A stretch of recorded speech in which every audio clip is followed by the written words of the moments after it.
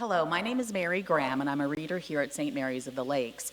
We wanted to take this opportunity to give a demonstration on the proper use of the microphone. We have many, many great readers. As a matter of fact, everybody, I believe, who reads here at St. Mary's of the Lakes does an outstanding job.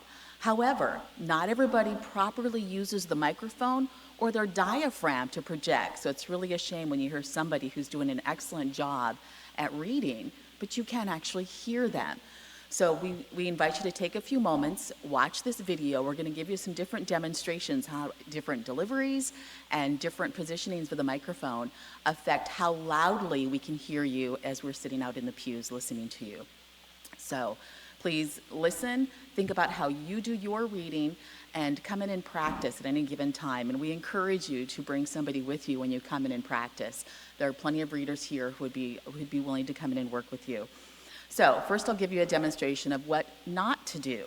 A common thing that people do is they tend to read just in their reading voice, as if they've got their grandchild sitting on their lap next to them. And that would sound something like this. In the days when Christ was in flesh, he offered prayers and supplications with loud cries and tears to the one who was able to save him from death. All right, and then there's microphone placement. If the microphone is up higher when you're reading, in the days when Christ was in the flesh, he offered prayers and supplications with loud cries and tears to the one who was able to save him from death. Now, simply putting the mic, and when you step up to the microphone, if you position the microphone while you're looking out, and then you drop your head down to pray, you've now lost your positioning on the microphone. So make sure you're positioning your microphone as you're reading. You should have it roughly a hand's distance from your mouth. In the days when Christ was in the flesh, he offered prayers and supplications with loud cries and tears to the one who was able to save him from death. All right. Now I'm going to give an example of how that changes when you actually incorporate your diaphragm. In the days when Christ was in the flesh, he offered prayers and supplications with loud cries and tears to the one who was able to save him from death. See the difference that you hear in the volume? I tend to have a strong voice. I tend to project. Many people are much more soft-spoken than I am. So kind of a rule of thumb, if you're wondering, does this apply to me? Probably 95% of the readers here at the parish, yes, it does apply to you. If you've never, or you don't on a regular basis, have somebody after Mass approach you and say, "Thank you for reading good and loud, I could hear you this time," chances are you're in that 95%. I've honestly only heard a couple of people. I haven't heard everybody read, but I've only heard 2 or 3 people that actually read loud enough, they project themselves, and they use the microphone properly. Another thing, too, you'll notice is if the microphone's a little bit too low, it's still going to pick you up, but you run into more problems when you have the microphone a little bit too high. So when in doubt, always have it lower. Microphones have got directions that they pick up volume, and this one does not pick up volume from the underside of the microphone.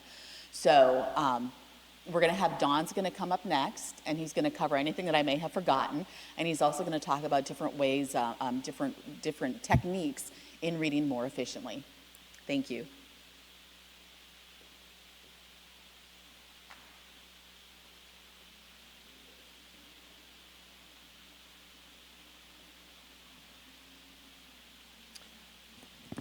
Hello, my name is Don Basta. I'm also a reader at St. Mary of the Lakes Parish here.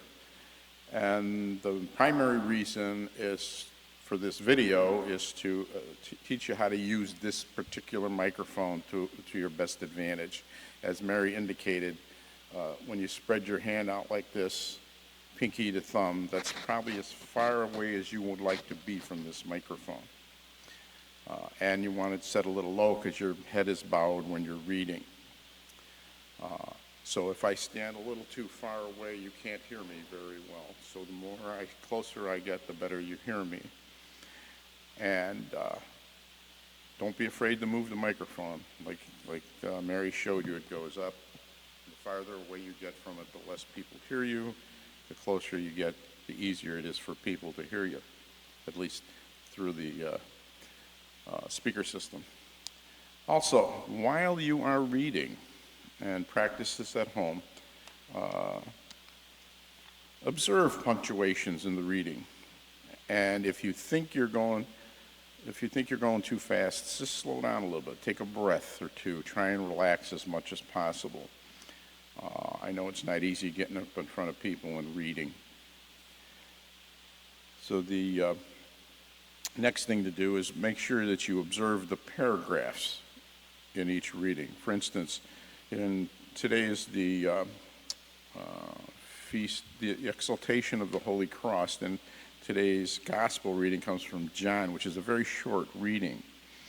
And the first part is pretty much a long sentence, two long sentences. So Jesus said to Nicodemus, notice I pause there because there's a colon there, and then it goes the quote, "No one has gone up to heaven except the one who has come down from heaven, the Son of Man," period, pause. "And just as Moses lifted up the serpent in the desert, so must the Son of Man be lifted up, comma, so that everyone who believes in him may have eternal life," period, pause. So those are important. And you try to breathe as naturally as possible. If you feel yourself tighten up, just slow down a little bit. What else is there? And when you get to the end of the reading, like for instance, the first reading for tomorrow, Our Lady of Sorrows, is the reading from the letter to the Hebrews.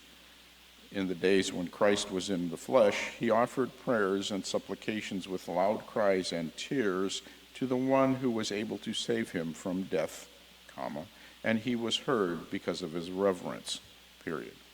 So let your voice drop at this end of a sentence where there's a period, and just pause when there's commas. And the reading continues. "Son though he was, he learned obedience from what he suffered, and when he was made perfect, he became the source of eternal salvation from all who obey him," period. Slight pause, the word of the Lord. And then you get the response.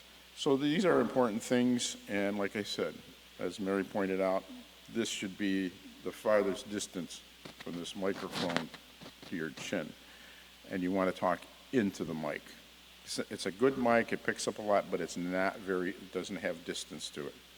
So if I have it too low, you can't hear me too well. If I have it too high, you can't hear me. If I stand too far away or too close, it's even when you get too close, but your normal distance. And thank you for, I think that's pretty much all I have. And the